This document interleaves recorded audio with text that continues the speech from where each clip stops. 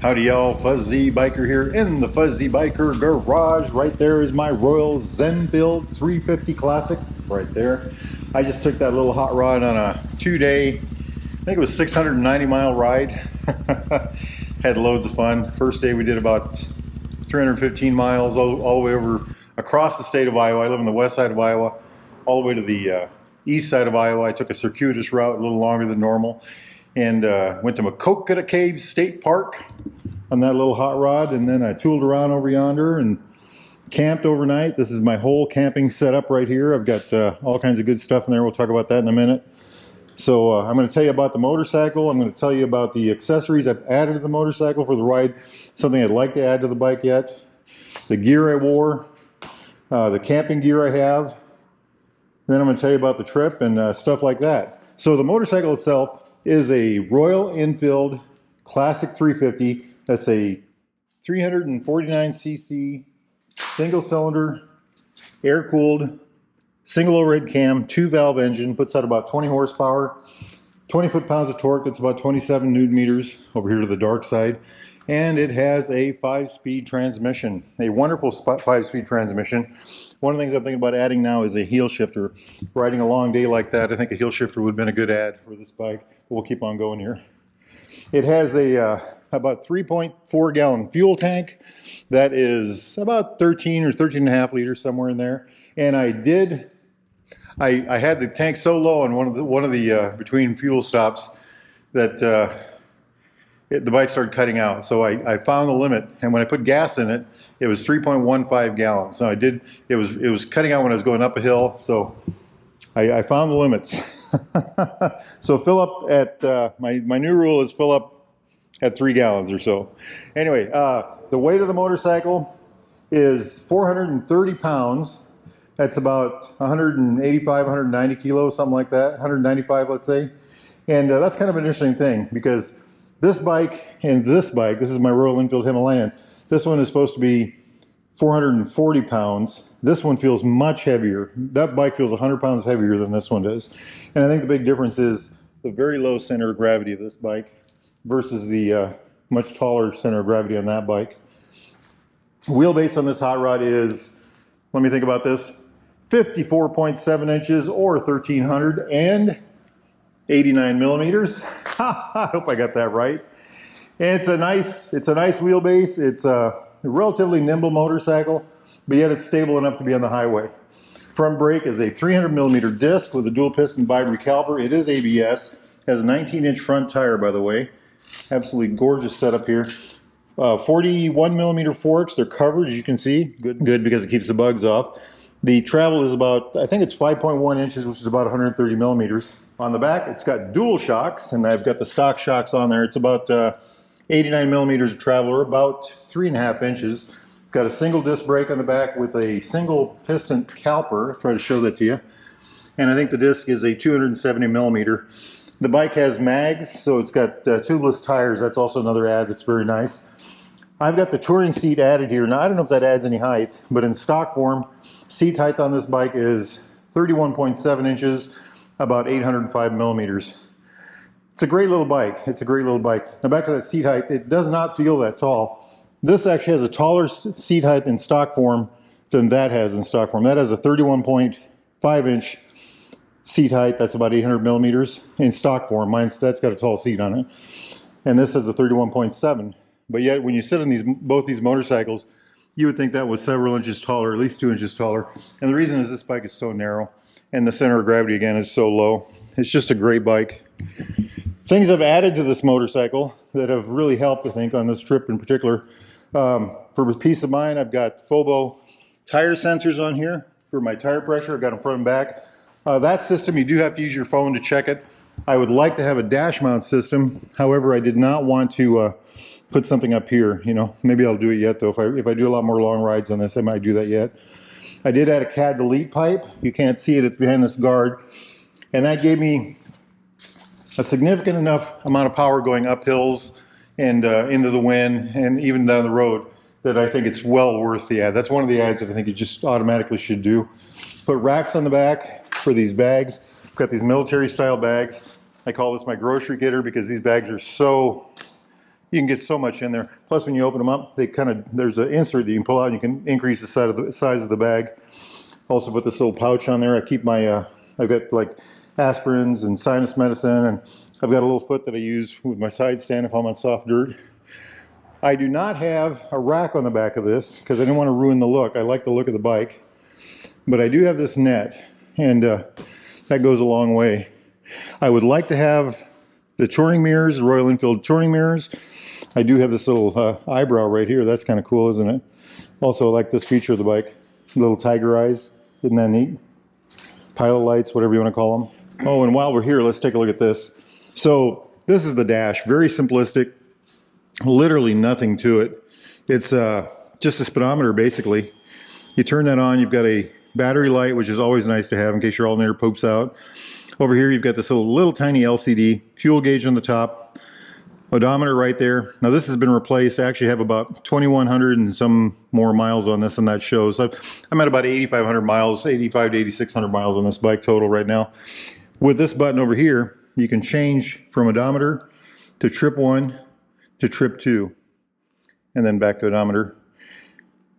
Nothing in here. This is kind of a blank spot. I've seen people put tachometers in here. I've seen people put the nav system unit in here. That works pretty well. I'm not going to go to that trouble. What I like about this dash is when I'm sitting on the bike with my helmet on, my full face helmet, I really can't see it. I have to look down, and that relieves me. You know, this bike isn't so fast that I have to worry about speeding dramatically. So that kind of relieves me of monitoring the gauges. It's just one less thing I have to worry about, you know. Going over here, it's got these beautiful dogleg levers. I just love these levers. My super meter has them also, but the bigger ones. So it's got this nice bend to it. It's thin like this through here. It's wide through here. It's got this nifty radius here, so it's very comfortable in the hand. And they work really good with these Amal style grips. Very good. I like that as an ad. When they did that, they did a good thing. I already showed you the info button. Pass to flashlight, low beam, high beam, blinkers, horn right there. What I always forget to show people down here is a USB right there. And that is got a little cover on it. It's supposed to be waterproof. It's active when the bike's rolling, when the bike's on.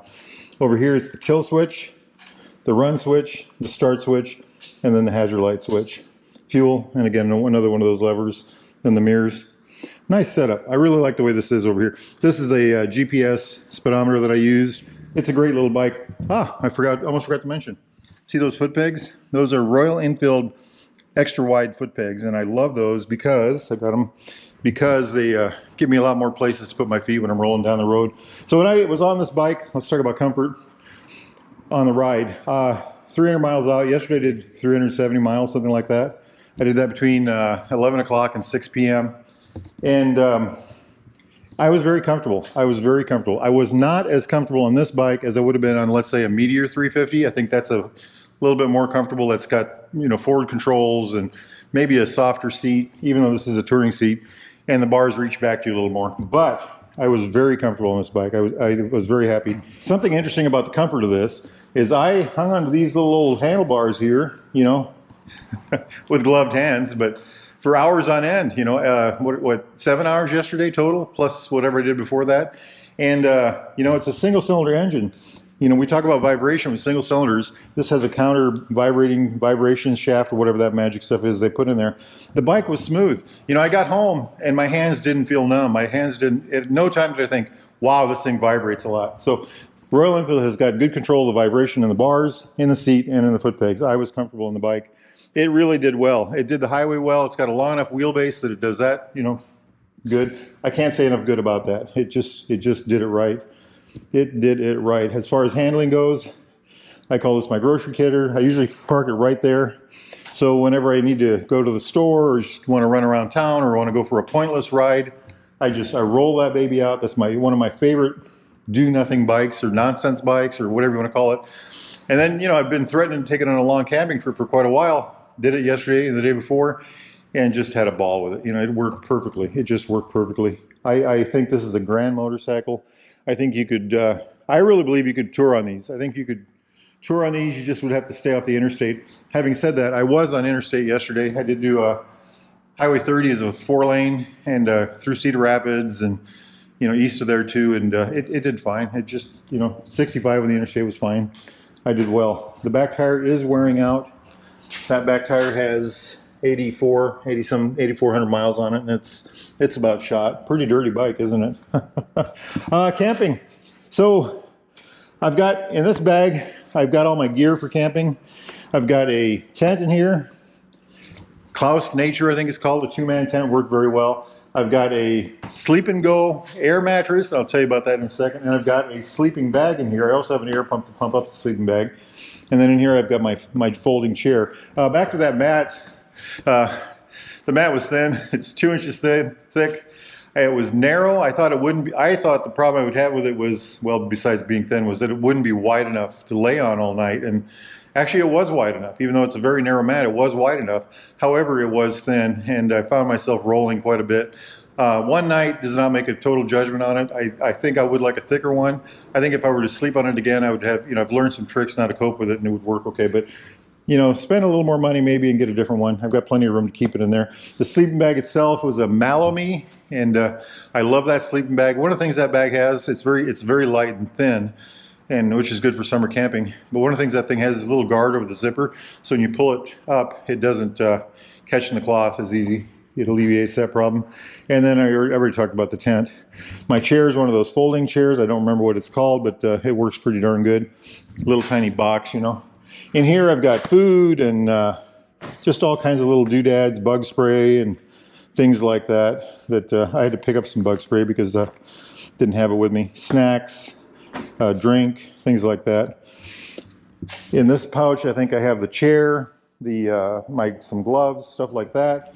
And then over here on this side I've got clothes and other things like that. I really didn't bring much at all on this trip. It was, you know, it was going to be, I was actually going to go for 2 nights, but the rain was in the forecast, and it rained out there today here too, so I cut it down to 1 night, but still had a grand time. Big winners for the trip, things that made the trip work well besides the motorcycle and the add-ons to the motorcycle. I'm going to mention it, I always mention it. Gear, this wonderful helmet, this Shoei Neotech 2 helmet that I bought. You know, these cost a little bit of money, but they're incredibly comfortable.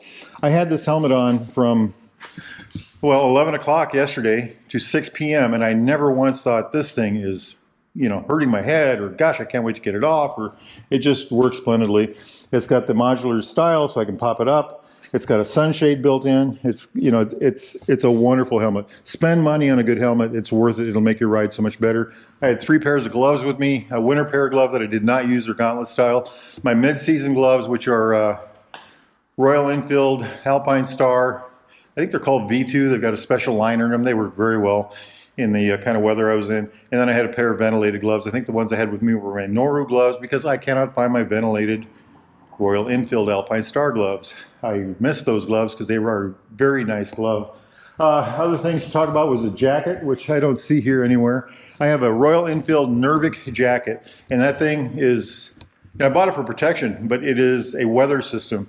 When you put that thing on, I can put that on at 45 degrees with the liner in, and it's good up to 85 degrees. You know, you get up a little warmer, you take the liner out, then you start opening vents, and it just works so well. About 80, 85, about 80 it starts getting warm, by 85 you want to take it off. But that jacket offers protection. It's got CE1 armor in the back, and it's got CE2 on the shoulders, and it's got this Duro whatever fiber.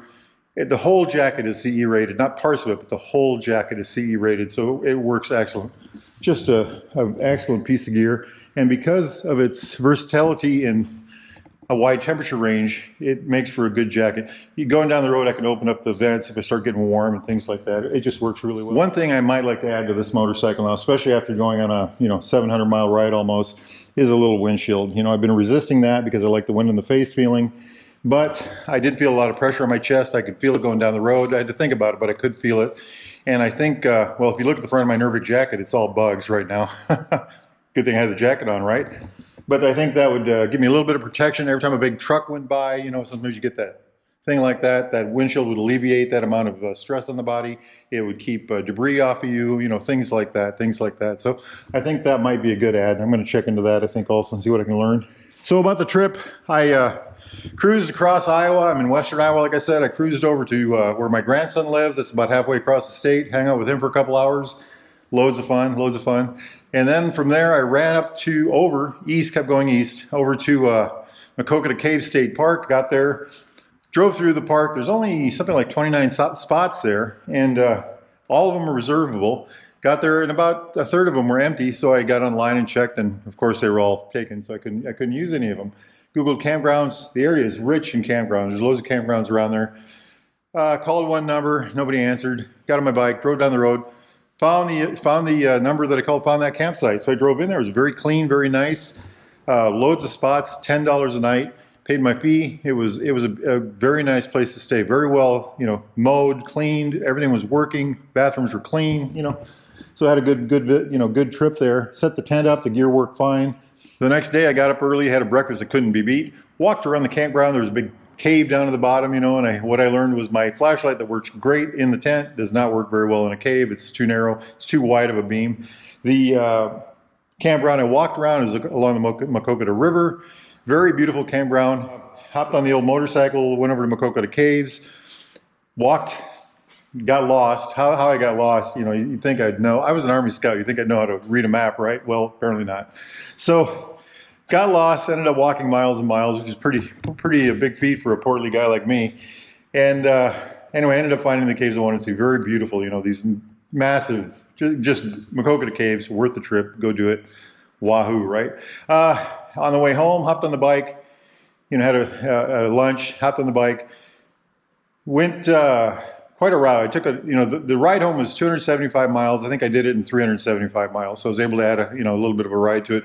Went through Albia, Iowa. I think it's Albia. And there's the Soldiers Monument there. I can't remember what it's called. Welcome Home Soldier Monument. And that is worth seeing. It's very dramatic. I've been there several times. Every time I go there, it really just gets you. From there, I cruised on west until I got near home. The whole time, as I was heading west, I could see a cloud to my north and west, the direction I was going. And when I actually pulled into where I lived, the town that I live in, I could actually see that cloud, getting closer and closer. And made it home, didn't get wet, didn't start raining till last night. So life is good. Life is good. Anyway, it was a great bike. I had loads of fun on it. Good 2-day trip. I am eager to. Baxter Cycles offered me I think it's a Meteor 350, and asked me if I would like to take that on a camping trip. I think I'm going to take them up on that. I think that would be a little more comfortable of a motorcycle for a long ride. And we're going to see what happens with that, huh? Life is good, right? Meanwhile, I'm going to take this into Baxter Cycle. I don't know if I'll do it today. It's wet out there. See what I can do about getting a new back tire. And we'll check it over, make sure everything's working right. Those guys have been great. If y'all are interested in a new or used Royal Enfield Triumph classic British bike of any type, need parts, doodads, thingamajigs, gear, information, anything at all, get yourself over to the mighty metropolis of Marnie, Iowa, to Baxter Cycle, or go to baxtercycle.com. Tell those fine folks that Fuzzy, that's me, sent you. And if it's nice out where you're at, hopefully not raining, get out and ride, my friends. Wahoo! Yippee-yi-yay! Yippee-yi-yo! Down the road we go! Beautiful, beautiful machine. Turn the radio on, turn the radio on, turn the radio on, turn the radio on, turn the radio on, turn the radio on, turn the radio on, turn the radio on.